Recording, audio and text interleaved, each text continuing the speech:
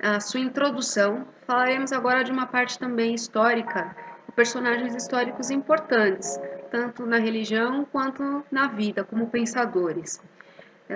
Falaremos aqui do capítulo 4, né, da introdução, que designa o seguinte nome: Sócrates e Platão, precursores da doutrina cristã e do espiritismo.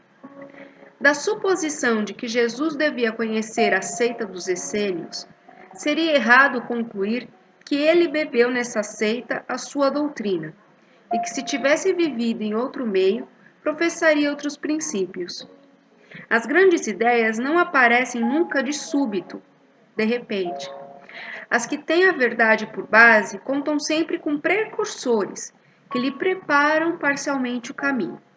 Depois, quando o tempo é chegado, Deus envia um homem com a missão de resumir, coordenar e completar os elementos esparsos, com ele formando o corpo da doutrina.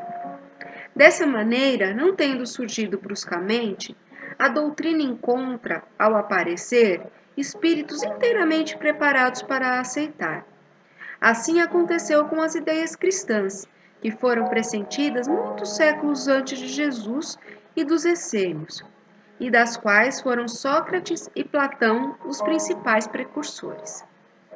Sócrates, como Cristo, nada escreveu, ou pelo menos nada deixou escrito.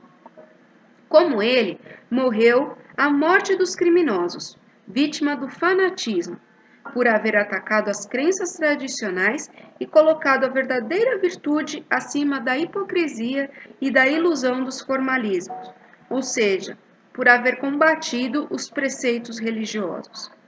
Assim como Jesus foi acusado pelos fariseus de corromper o povo com os seus ensinos, ele também foi acusado pelos fariseus do seu tempo, pois que os tem havido em todas as épocas.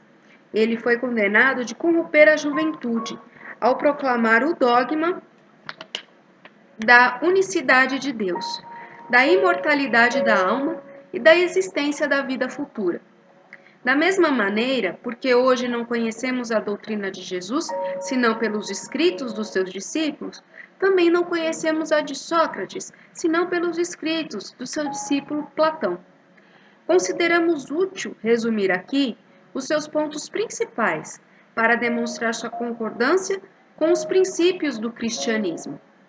Aos que encarassem esse paralelo como uma profanação, pretendendo não ser possível haver semelhanças entre a doutrina de um pagão e a de Cristo, responderemos que a doutrina de Sócrates não era pagã, pois tinha por finalidade combater o paganismo, e que a doutrina de Jesus, mais completa e mais depurada que a de Sócrates, nada tem a perder na comparação.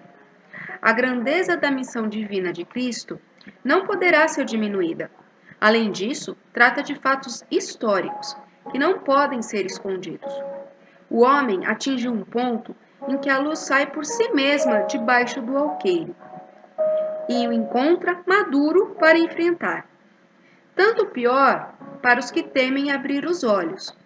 É chegado o tempo de encarar as coisas do alto e com amplitude, e não mais do ponto de vista mesquinho e estreito dos interesses de seitas e de castas. Essas citações provarão, além disso, que se Sócrates e Platão pressentiram as ideias cristãs, encontram-se igualmente na sua doutrina os princípios fundamentais no Espiritismo. Que assim seja, até a próxima, graças a Deus.